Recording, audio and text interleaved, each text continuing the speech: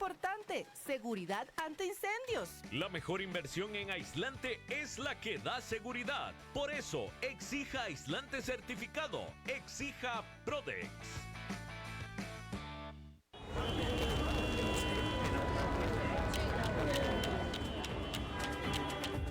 A esta hora bajamos el ruido y subimos el entendimiento de lo que importa. Economía, finanzas y realidad internacional. Inicia a las 5 siempre, con la conducción de Fernando Francia, de lunes a viernes a las 5 de la tarde, aquí por CRC 89.1 Radio. Hola, ¿qué tal? ¿Cómo están? Bienvenidos.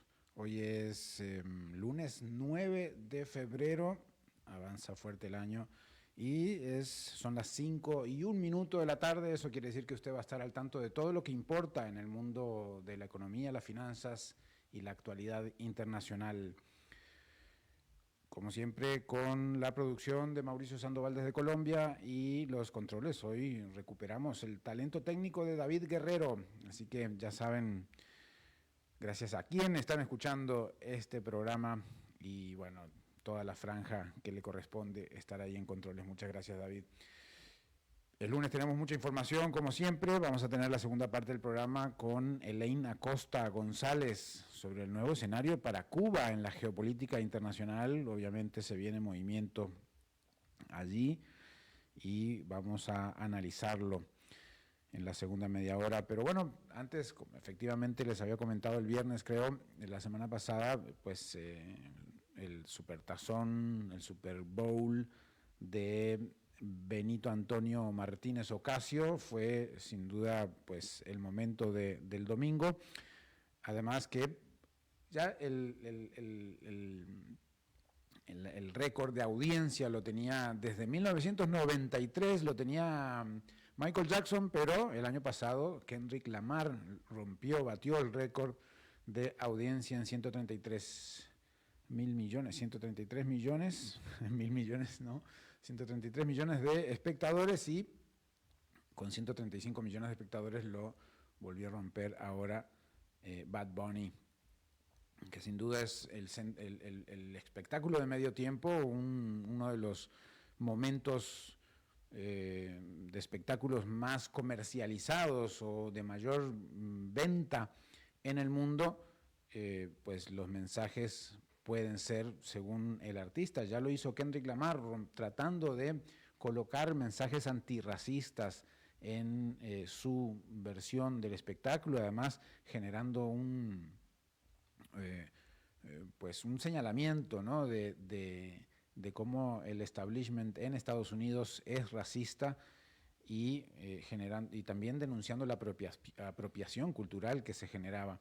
Y ahora le tocó el turno a Bad Bunny cantando en español y pues llenando de simbolismos latinoamericanos, bueno, americanos, como diría Bad Bunny, porque dijo que juntos todos somos América, y detalló pues a todos los países que conforman la región, no solamente América, como muy probablemente le dirían todos los que estaban allí en el estadio a el país del norte.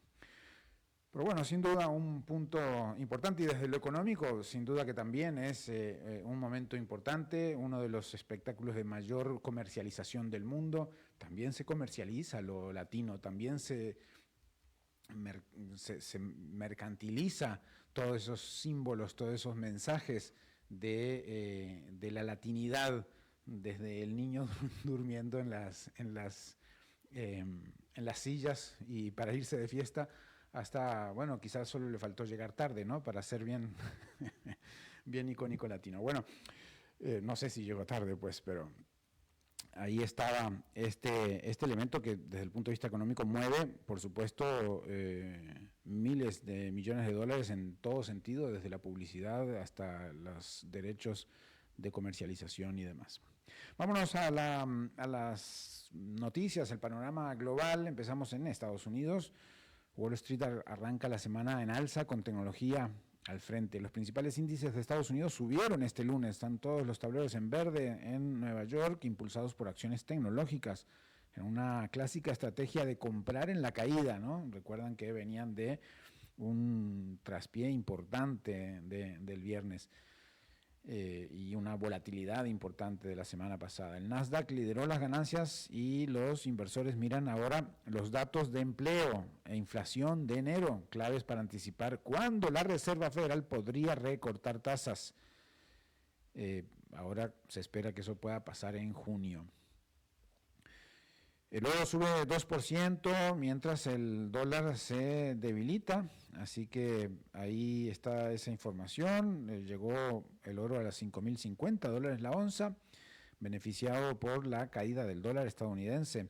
El mercado se posiciona ante la expectativa de datos laborales más débiles, lo que podría reforzar un giro monetario más flexible por parte de la Reserva Federal, pero todavía está en veremos. Acabamos de salir de la última decisión a finales de enero. Las bolsas en Nueva York cerraron con subas moderadas. Vamos a tener más información sobre sectores, sobre tendencias, ahorita en unos minutos en el panorama bursátil. La plata también salta tras la corrección previa. Junto con el oro, la plata registró fuertes subas este lunes en un contexto de búsqueda de oportunidades tras el castigo de la semana pasada. El movimiento refuerza el interés por metales como refugio ante incertidumbre macro y monetaria. También la caída de casi $2 billones en la capitalización del mercado cripto golpea a compañías que apostaron fuerte por Bitcoin, como Strategy. Ya lo informamos la semana pasada. La firma liderada por Michael Saylor cuenta con unos $2.300 millones en liquidez para resistir, pero otras empresas podrían quedar expuestas si la recuperación tarda mucho. Y bueno, tanto así que el viernes conversamos con nuestro especialista en criptoactivos, criptomonedas, en Bitcoin, Mauricio Castillo, que nos hablaba de cómo debería comportarse pues la relación con Bitcoin de quien sea que tenga criptoactivos, criptomonedas, o que piense que puede ser por ahí una inversión o algún tipo de movimiento. Vamos a Asia. En Japón, impresionante giro dio la realidad japonesa. Takaichi, la primera ministra, promete un giro político y económico mayor a lo que había, a lo que estaba haciendo antes de obtener ahora ya los 2/3 del Parlamento por primera vez en la historia de su partido. La primera ministra japonesa anunció reformas de gran alcance en seguridad, inmigración, economía y política social, respaldada por un fuerte mandato popular. Las acciones japonesas alcanzaron máximos históricos luego del triunfo electoral contundente de la primera ministra Sanae Takaichi. El mercado apuesta a que la mayoría reforzada le permita avanzar en reformas económicas profundas, mientras el yen se fortaleció tras 6 días de caídas. Pero recuerdan cómo llegamos hasta aquí, ¿verdad? Que Sanae Takaichi quería hacer reformas económicas que había prometido para alcanzar el poder, bueno, siendo líder de la mayoría de su partido, y como que le estaba costando pasar esas iniciativas en el Parlamento, y dijo, bueno, aquí es o saliendo del mapa o reforzándome en el mapa. Así que llamó a elecciones anticipadas. ¿Y qué pasó? Pues logró entonces su cometido, porque ahora tiene todo el respaldo que necesitaba y que no estaba teniendo antes de estas elecciones anticipadas. Así que bueno, le salió muy bien la jugada. Por otro lado, en Taiwán, el gobierno calificó como imposible mover el 40% de su capacidad de semiconductores a Estados Unidos. Recuerden lo que le exigía Estados Unidos para un acuerdo, para continuar ahí en las conversaciones. Bueno, entonces Taiwán defiende un ecosistema construido durante décadas. Aunque pues habrá una expansión internacional, Taipei insiste en que el corazón de la industria seguirá en la isla. Vamos a ver cuáles serán las repercusiones entonces de Estados Unidos, porque Taiwán rechaza trasladar 40% de su industria de chips a Estados Unidos, que era lo que le pedía Trump a el gobierno taiwanés. Y pues para Taiwán eso es imposible, así que no lo va a hacer. Vamos a ver cómo quedan esas relaciones después de eso. El empresario y editor Pro-democracia, Jimmy Lai, fue condenado a 20 años de prisión bajo la Ley de Seguridad Nacional impuesta por Beijing. Organizaciones de derechos humanos denuncian el fallo como un símbolo de colapso definitivo de la libertad de prensa en Hong Kong. Vean ustedes, condena a Jimmy Lai, marca un quiebre en la libertad de prensa en Hong Kong, dicen los cables. Este viene de Reuters, pero vienen muchos otros más también. Corea del Sur alerta tras regalo accidental de 40,000 millones en Bitcoin. El regulador financiero surcoreano pidió endurecer las normas cripto luego de que la plataforma BitHome entregara por error más de 40,000 millones de dólares en Bitcoin como recompensas promocionales, provocando un desplome inmediato de precios en Corea del Sur. Vaya, un error algo caro. En África, recuerdan el conflicto entre Etiopía y Eritrea. Bueno, Eritrea niega presencia militar en Etiopía. Asmara rechazó de forma tajante las acusaciones etíopes. Las acusaciones etíopes sobre tropas eritreas en su territorio y calificó las denuncias como fabricadas. Las tensiones reavivan una relación históricamente volátil desde la independencia eritrea en 1993. Oh, wow, vaya historia aquí. Evidentemente hay historia detrás en esta pugna, en esta conflictividad, en esta tensión que está armándose allí al noreste de Europa. Bueno, no tan norte, pero al este. De África, que Europa, de África, perdón. Estábamos en África. Es que vamos hacia Europa, por eso me quedó ahí cerca el titular. La Unión Europea presiona a Meta por bloquear rivales de inteligencia artificial. La Comisión Europea acusó a Meta, dueña de Facebook, WhatsApp y otras, de abusar de su posición dominante al limitar el acceso de competidores de inteligencia artificial. Bruselas amenaza con medidas temporales para evitar daños irreversibles mientras avanza la investigación. Bueno, sin duda en desarrollo, la presión de la Unión Europea a Meta para que no bloquee rivales de inteligencia artificial. Y en Reino Unido, las bolsas y bonos británicos enfrentan tensiones tras renuncias claves en el entorno del primer ministro Keir Starmer.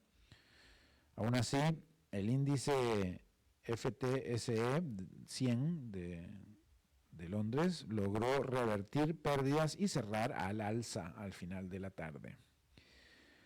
Alphabet prepara un inusual bono a 100 años en libras esterlinas. La matriz de Google, Alphabet, planea emitir un bono en libras con vencimiento a 100 años, en una operación poco frecuente como parte de su estrategia para financiar inversiones en inteligencia artificial.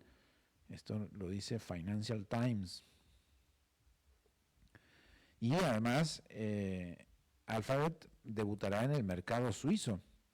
Además del bono en libras, Alphabet emitirá deuda en francos suizos dentro de una operación de financiamiento en 3 monedas y 17 tramos, profundizando su ofensiva de financiamiento para inteligencia artificial, dice el Financial Times. Vean ustedes.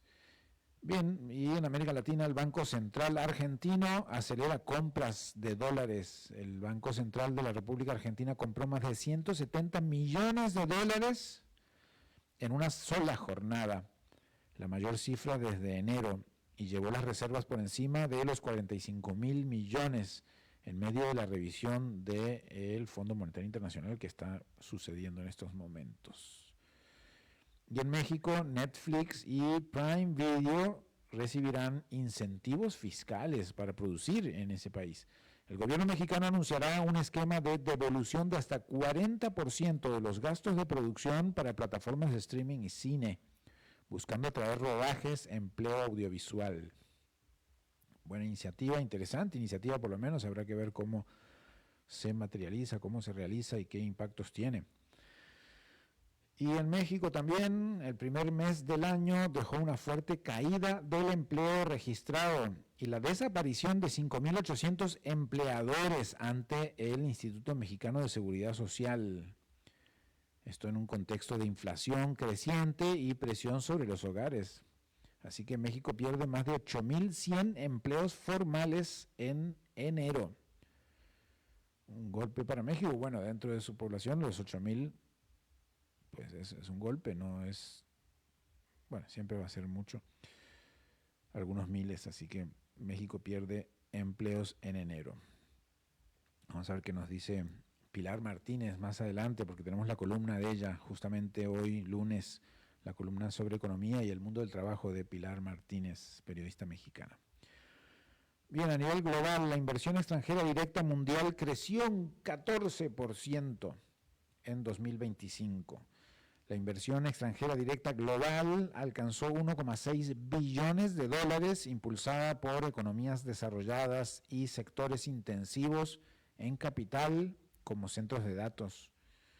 Sin embargo, la UNCTAD advierte que la inversión productiva real sigue débil. Y además, 3 gigantes dominan más del 60% del mercado global de la nube. Adivinen quiénes son: Amazon Web Services, Microsoft Azure y Google Cloud. Concentran más del 60% del mercado mundial de infraestructura en la nube. Solo Amazon Web Services genera cerca de 130.000 millones de dólares anuales y explica más de la mitad de las ganancias operativas de Amazon. Wow. El boom de la IA acelera el crecimiento del mercado cloud, el mercado en la nube. El mercado global de servicios en la nube alcanzó 419.000 millones de dólares en 2025, creciendo un 27% anual.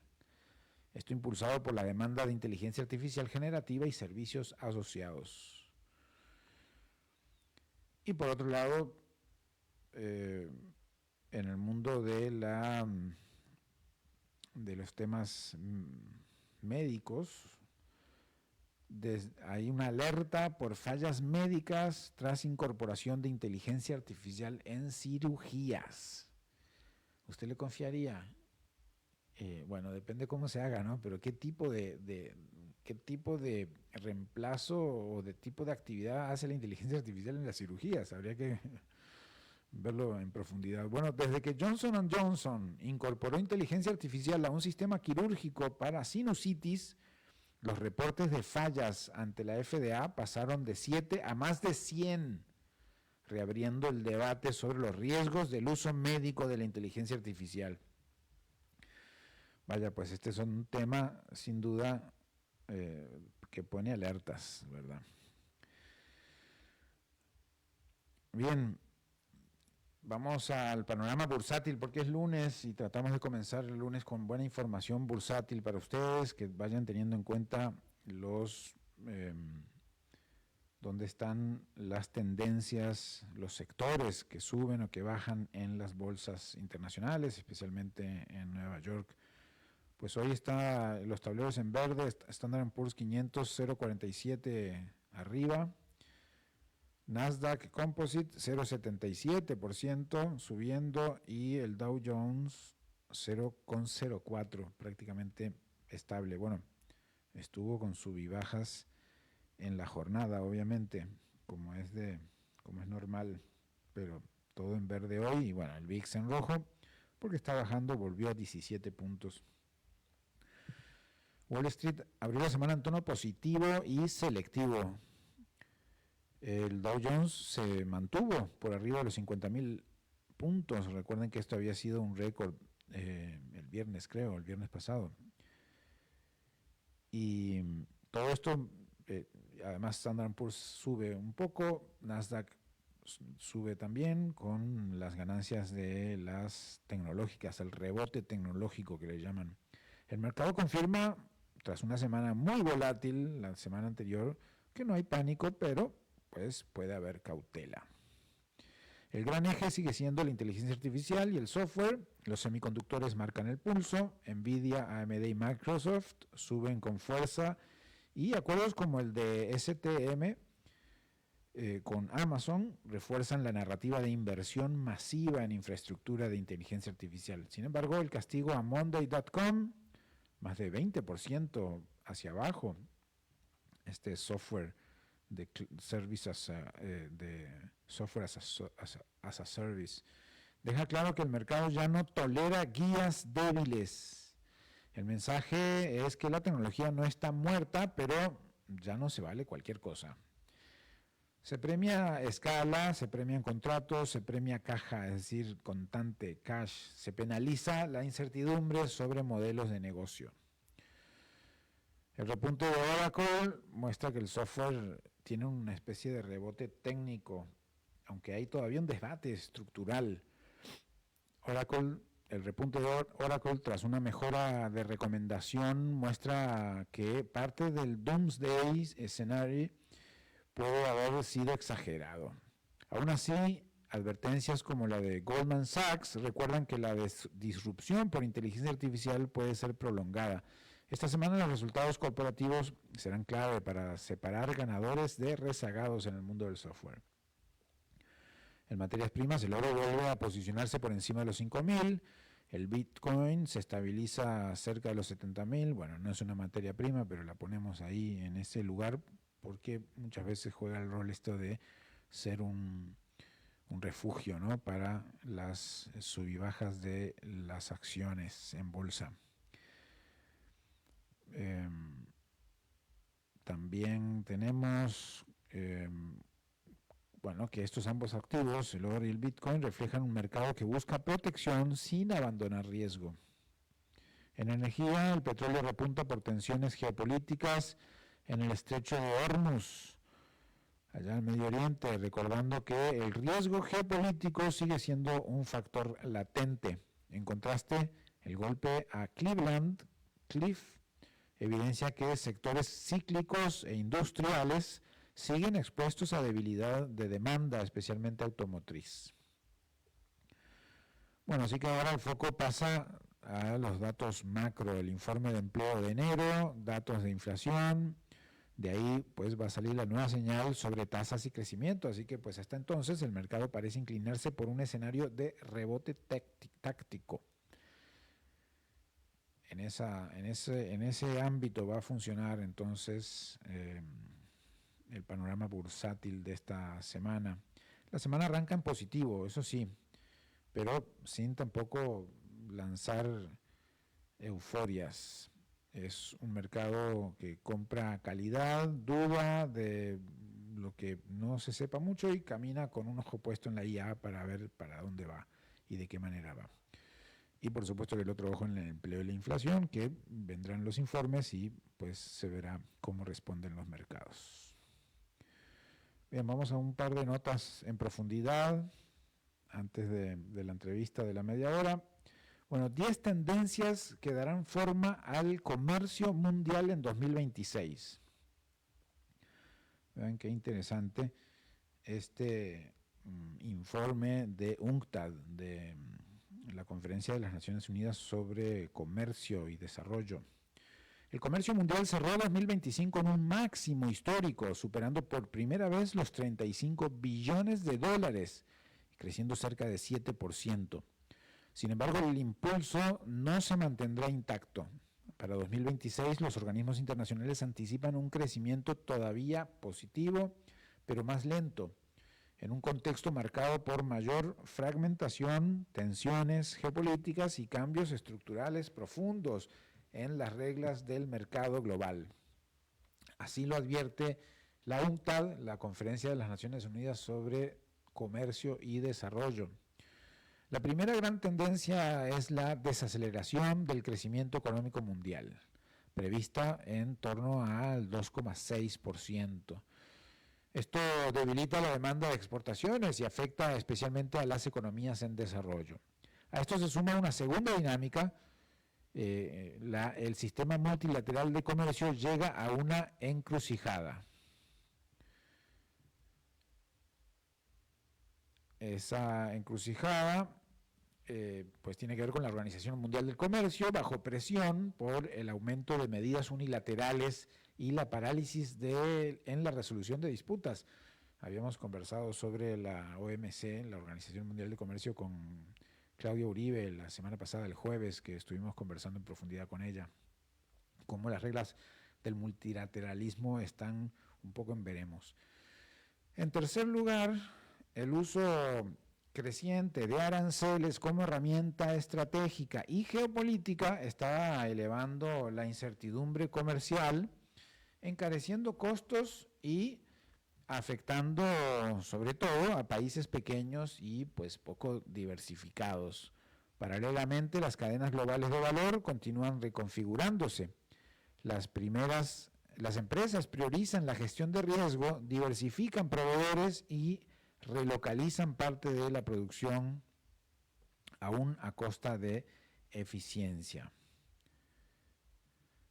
Una quinta tendencia central es el auge del comercio de servicios, especialmente los digitalmente entregables, que crecen más rápido que los bienes, pero amplían la brecha digital entre países desarrollados y economías menos avanzadas. En sexto lugar, el comercio sur-sur se consolida como motor del crecimiento exportador, con Asia a la cabeza y un peso creciente también en África y América Latina. El comercio y el clima convergen cada vez más, convirtiendo a las políticas ambientales en un factor decisivo para la competitividad. A la vez, los minerales críticos enfrentan alta volatilidad por exceso de oferta y tensiones geopolíticas, lo que produce riesgos estratégicos en la transición energética. El comercio agrícola, por su parte, sigue siendo vital para la seguridad alimentaria, pero permanece expuesto a shocks climáticos, conflictos altos y costos de insumos. Finalmente, las regulaciones comerciales se endurecen. Estándares técnicos, ambientales, sociales afectan ya a gran parte del comercio mundial, elevando los costos de cumplimiento. Así que en conjunto, 2026 se perfila un comercio global más complejo, menos predecible y más fragmentado, donde la resiliencia, la diversificación y la cooperación regional serán claves para no quedar al margen los distintos países que participan del comercio internacional. Por eso justamente la Conferencia de las Naciones Unidas para el Comercio y el Desarrollo, UNCTAD, que es una organización permanente, se llama conferencia, pero pues no es solamente un momento, ¿verdad? Es una organización que, por cierto, dirige la costarricense Rebecca Greenspan. Y pues la UNCTAD habla de estas tendencias que darán forma al comercio mundial 2026.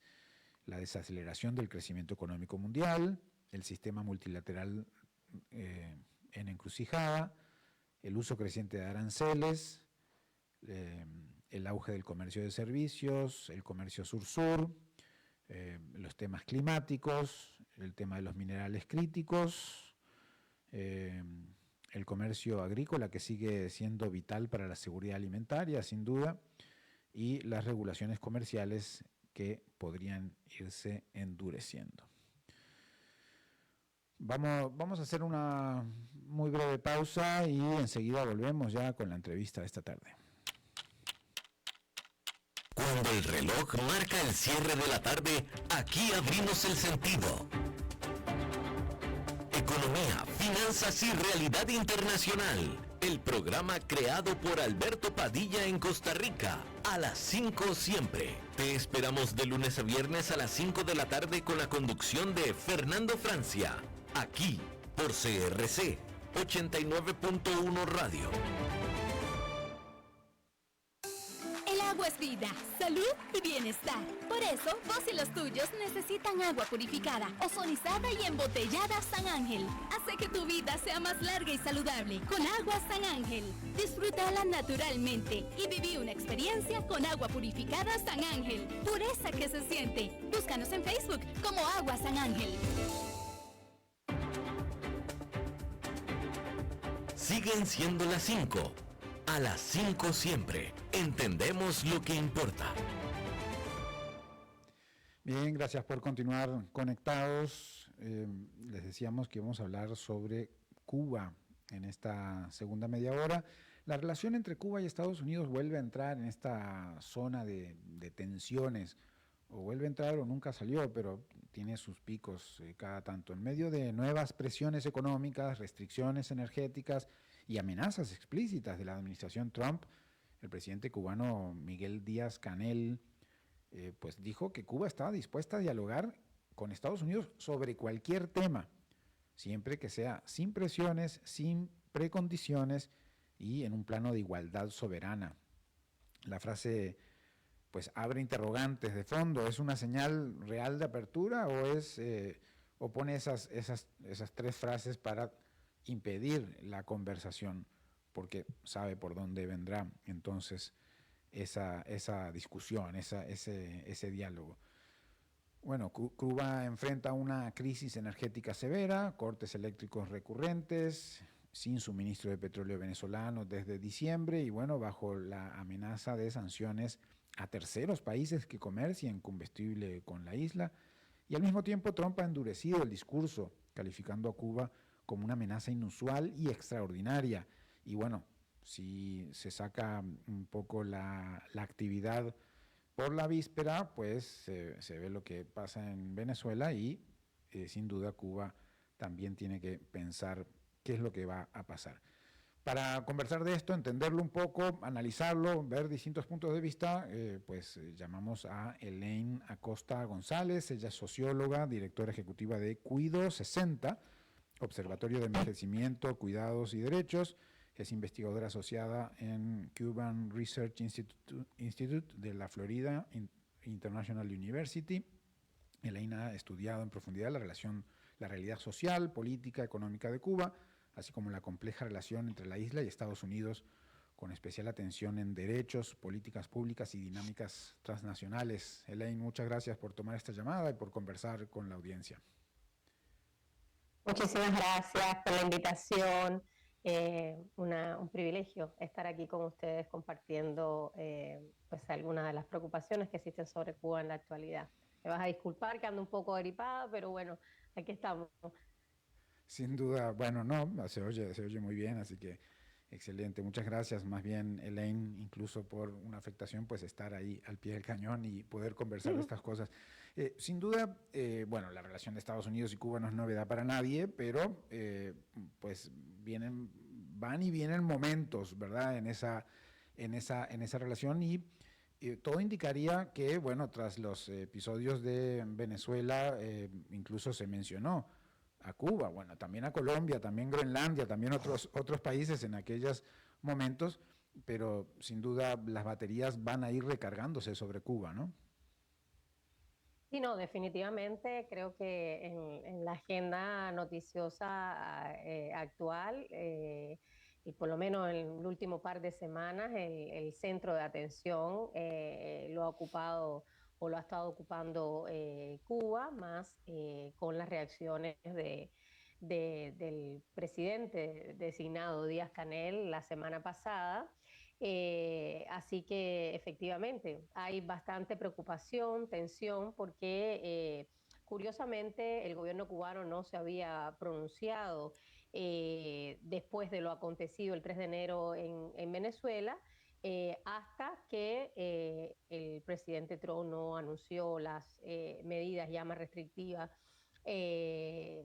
sobre Cuba, y ahí fue que se produjo este anuncio el día jueves, si mal no recuerdo, del gobernante Díaz-Canel, ¿no? Entonces, efectivamente, esto es una noticia efectivamente en desarrollo, con consecuencias muy claras ya hacia el interior de Cuba, hacia el entorno interno y doméstico cubano, y con bastante incertidumbre y preguntas desde el punto de vista ya de las relaciones bilaterales entre ambos gobiernos, porque la verdad es que poco se sabe de si existen efectivamente, más allá de lo que ha trascendido a la prensa, si existen negociaciones, quiénes están formando parte de esas negociaciones. El gran ausente, obviamente, de todo esto es la sociedad civil cubana y la comunidad cubana transnacional, ¿no? Que sí puede estarse pronunciando, aquella sobre todo que vive en condiciones de libertad sobre este asunto, pero la verdad es que bastante poco estamos pudiendo incidir, ¿no? Sobre estas conversaciones si es que existieran, Si es ¿no? que existieran.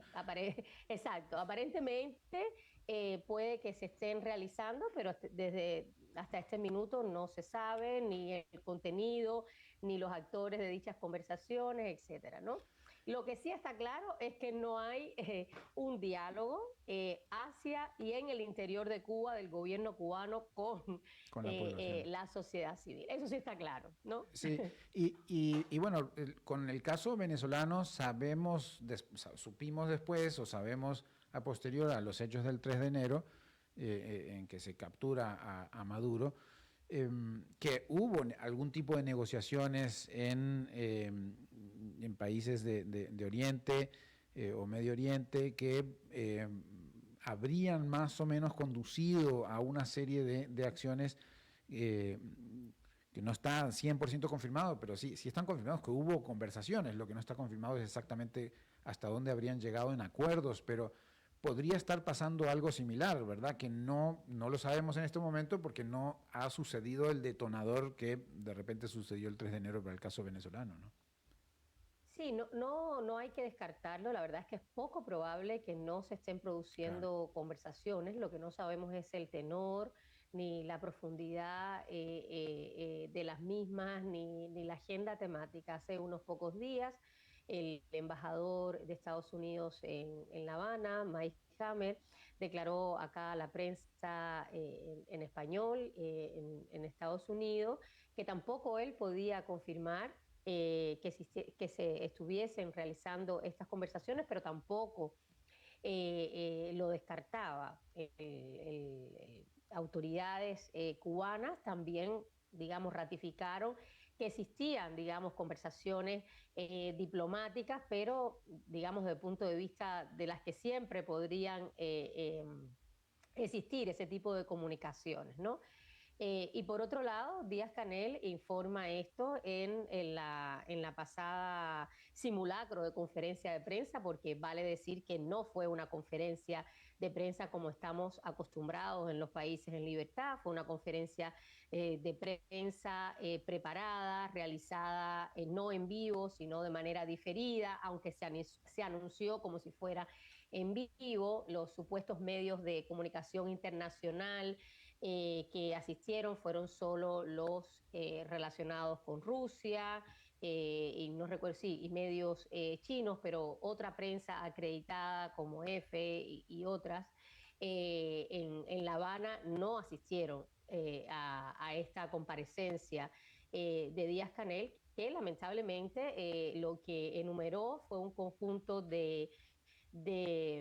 ni siquiera elaboró, digamos, ni enumeró el conjunto de medidas que se iban, o un programa, digamos, de gobierno para la superación de este estado actual de profundización de la crisis, porque lo que sí sería bueno que conozca tu audiencia, no sé cuán informada puede estar sobre el caso cubano, que a veces se confunden que la situación de crisis humanitaria puede ser desatada por las actuales circunstancias de las medidas tomadas por el presidente Trump, que sin duda, obviamente, van a impactar sobre la realidad cubana.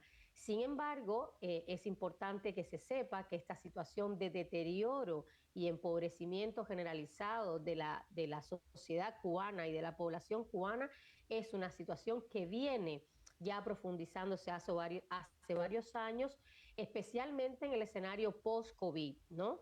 Y frente a eso, el gobierno cubano, en condiciones relativamente más favorables que las que existen en la actualidad, no ha sido capaz de diseñar algún paquete de medidas que pueda de manera estructural superar la situación actual. Y esto, insisto, es una crisis sistémica y estructural la que está viviendo la realidad cubana, en buena medida de responsabilidad de las autoridades cubanas, que han profundizado en todos los órdenes de la vida la situación de crisis actual que se está viviendo. Y no han podido y no han sabido tampoco aprovechar oportunidades para proponer un modelo de desarrollo del país. O sea, lo que está en crisis también en el caso cubano es el modelo político, digamos, político, económico y social que rige los destinos de la sociedad cubana desde hace más de 60 años, casi 70 años. Es un modelo completamente agotado y que especialmente no dialoga ni consulta con su ciudadanía, que es prácticamente la gran ausente de todas estas supuestas conversaciones o posibles negociaciones, ¿no? Claramente es un modelo autoritario, de un control totalitario, además que se ha venido desarrollando en todos los órdenes de la vida desde hace más de 60 años, insisto, que está completamente agotado en una situación de crisis humanitaria ocasionada, insisto, fundamentalmente por las fuerzas internas de la sociedad cubana, por quienes tienen el poder de modificar y de hacer cambios y de liberalizar las fuerzas productivas de la sociedad cubana, y sin embargo, ni aún en estas críticas circunstancias, lo único que ofreció el gobernante Díaz-Canel, lo único que fue capaz de ofrecer fue la opción de volver a la opción cero, digamos, de reducción completa y de restricción máxima para la ciudadanía que Fidel Castro ofreció en los años 90 del periodo especial. Justamente esa era una de las preguntas que quería hacerle, si te parece que estamos en un momento parecido. A ver, recordemos, a partir del bloqueo que institucionaliza Estados Unidos a la isla hace ya también un montón de años, le llaman periodo especial a los años 90, que es post la Unión Soviética, ¿no? Que es cuando se desintegra la Unión Soviética, que obviamente tenía fuertes lazos entonces con Cuba. Ahí se genera el periodo especial. Ahora, Cuba ha sobrevivido de una u de otra manera ese periodo especial y otros periodos especiales, aunque no se llamen así, cuando hay algún tipo de reforzamiento de estos bloqueos o de esta institucionalidad que pues no permite desarrollar a la isla como tal en sus contactos con otros, o recibir otro tipo de comercio con otros países, y estamos ahora frente a otro momento de esos como lo que llamaron el periodo especial de los años 90. Yo no diría que es exactamente igual. Y primero que todo, también permíteme hacer una pequeña distinción analítica entre lo que el gobierno cubano llama bloqueo y lo que en estricto rigor se ha producido durante estos años, que es más bien un embargo de tipo comercial, ¿no? Que afecta las relaciones comerciales o el comercio, digamos, y operaciones bancarias con determinados en determinadas esferas, en determinados países, pero no es algo que impida en estricto rigor, así como lo ha presentado el gobierno cubano, que impida el desarrollo por sí mismo de un país. No es el único país tampoco el que ha estado bajo estas circunstancias, y sin embargo el gobierno cubano y el modelo cubano se ha centrado en un modelo altamente dependiente de fuentes externas de financiamiento. Así lo hemos demostrado varios estudiosos como el profesor Carmelo Mesa Lago y en otros estudios. O sea, fue un modelo altamente dependiente de la Unión Soviética y de todo el campo socialista, y mientras que duró esa dependencia fue demostrado además que los ingresos que se recibieron por concepto del comercio preferencial que teníamos con la Unión Soviética y los países socialistas, buena parte de esos recursos no fueron aprovechados adecuadamente, y Cuba y el gobierno cubano no permitió que el país tuviera un modelo propio de desarrollo, y continuó siendo, digamos, al contrario, se profundizó buena parte de los males por los que supuestamente se había hecho una revolución social. Cuando ese modelo socialista de Europa del Este colapsa la Unión Soviética y el resto de los países, y toda esa ayuda de la cooperación del campo socialista termina a principios de los años 90, es efectivamente cuando viene este periodo de aproximadamente, digamos, 5 o 6 años, que entonces Fidel Castro le denominó periodo especial en tiempos de paz, que fue justamente un periodo donde como política se optó por las restricciones, o sea, por aumentar las restricciones, el ahorro y una serie de limitaciones y carencias a la población en su conjunto. Y posteriormente a eso, como estrategias, dentro de otras, se permite la liberalización, por ejemplo, de las divisas, una mayor apertura a la inversión extranjera, una mayor apertura a la inversión en el turismo, etcétera, etcétera, y eso permite de alguna forma aliviar y salir de ese periodo más crítico. Y luego viene una nueva dependencia externa, que es la que venía de la ayuda de Venezuela. Y no obstante a ello, digamos, no obstante ello, tampoco con todos esos recursos ingresados vía esa ayuda y esa cooperación, porque fueron cientos de millones de dólares, tampoco el gobierno cubano pudo desarrollar una estrategia económica viable, sustentable, eficiente, que permita salir de ese subdesarrollo. Ahora, muchas de las restricciones del embargo, de Estados Unidos hacia Cuba fueron de hecho disminuidas durante periodos significativos. Creo que el mejor ejemplo de eso también fue durante la era de Obama, digamos, durante el mandato de Obama, que sin embargo el gobierno cubano tampoco aprovechó adecuadamente. Y la vuelta ahora, el escenario es un poco diferente. ¿Por qué? Porque ni Cuba cuenta con los socios, con algún socio preferencial como los tuvo en su minuto anteriormente, y los niveles de agotamiento en todo sentido de la conducción política del país, del modelo económico, de la infraestructura en general, el estado en que se encuentra la infraestructura, la educación, incluso la crisis en el sistema de salud pública, nada de eso es similar a lo que aconteció todavía claro. en los años Claro, venían con un periodo de mayores recursos que no se había generado ese nivel de estancamiento de todo lo que pues había en la isla. Elaine Acosta, muchas gracias por estos comentarios, por tu análisis. Sin duda vamos a volver a vos en cualquier momento cuando la realidad se lo imponga, porque esto está en pleno desarrollo, como lo decías desde el inicio. Efectivamente, muchas gracias por la invitación. Bien, era Elaine Acosta González, socióloga, directora ejecutiva de Cuido 60, Observatorio de Envejecimiento, Cuidados y Derechos, y también investigadora asociada en Cuban Research Institute de Florida International University. Muchas gracias, Elaine, y bueno, pasamos directamente, hoy es lunes y pues como siempre tenemos la columna de Pilar Martínez sobre temas del mundo del trabajo, sobre temas de economía, así que le damos la bienvenida a Pilar desde Ciudad de México. Me parece que estás, ¿verdad, Pilar? ¿Cómo estás? Ahí ya en cualquier momento entra Pilar Martínez, como todos los lunes, a esta... A ver, no está todavía. Por aquí ando, a ver, ¿me escuchan? Ahí está. Te escuchamos, Pilar, adelante. Gracias, Fernando, buenas tardes. Pues hoy te cuento que la semana acá en México va a empezar con una discusión muy importante y relacionada con la jornada laboral. México empezó desde hace como 2 años ya con esta discusión sobre cuál es como el mejor modelo que podía adaptar para empezar la reducción de las 48 horas hasta las 40 horas, que somos uno de los países que, bueno, pues todavía están como muy atrasados en este tema de pues actualizar la jornada laboral.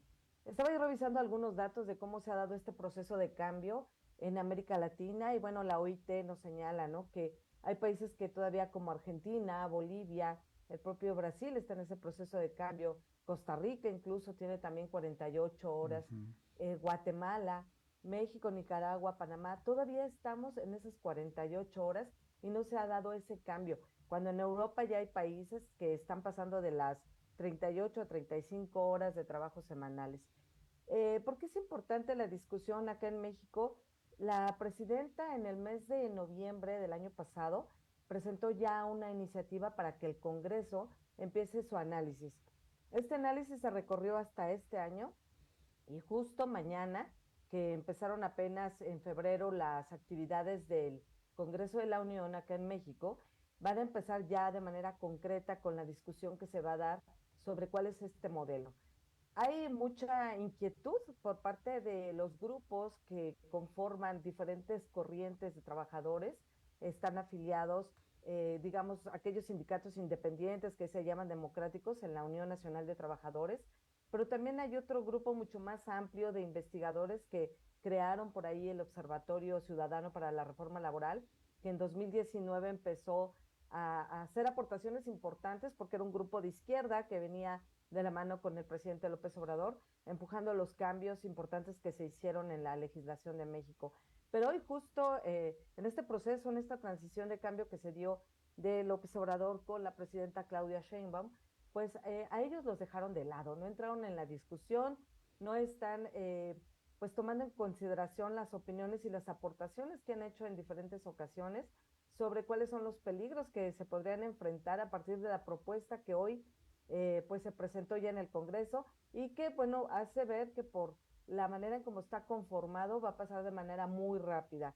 Mañana se aprueba en las comisiones de trabajo, pasa al Pleno para su aprobación y como es una reforma constitucional, también necesita la aprobación de la otra Cámara, pero además de 17 congresos en el país. Y la preocupación que ven algunos de los principales, digamos, críticos, pero también quienes aportaron mucho en la reforma pasada, es que hay detallitos en cómo se está redactando la información como para que los patrones sean quienes tengan la posibilidad de negociar desde las horas extras y de la manera en cómo se va a distribuir la jornada de trabajo. Porque hay un detalle importante. Acá en México lo que se está proponiendo no es tener 5 días de trabajo por 2 de descanso, sino mantenerlo de la misma manera que lo tenemos hoy, pero hacer una distribución del trabajo distinta que permita, pues, justo, ¿no? Acomodar esas de 48 a 40 horas, pero eso va a ocurrir hasta el 2030. O sea, va a ser tan progresivo, tan largo, que a nadie le parece como muy interesante que justo se esté dando de esta manera. Y tampoco los cambios, porque se habla de un banco de horas, se habla de que se van a limitar el trabajo de las horas extras, cuando esto mismo está provocando que a lo mejor el trabajador quiera tener horas extras para tener un ingreso adicional. Entonces, hay una discusión muy importante. Mañana va a ser un día como muy efervescente, digamos, en el Congreso.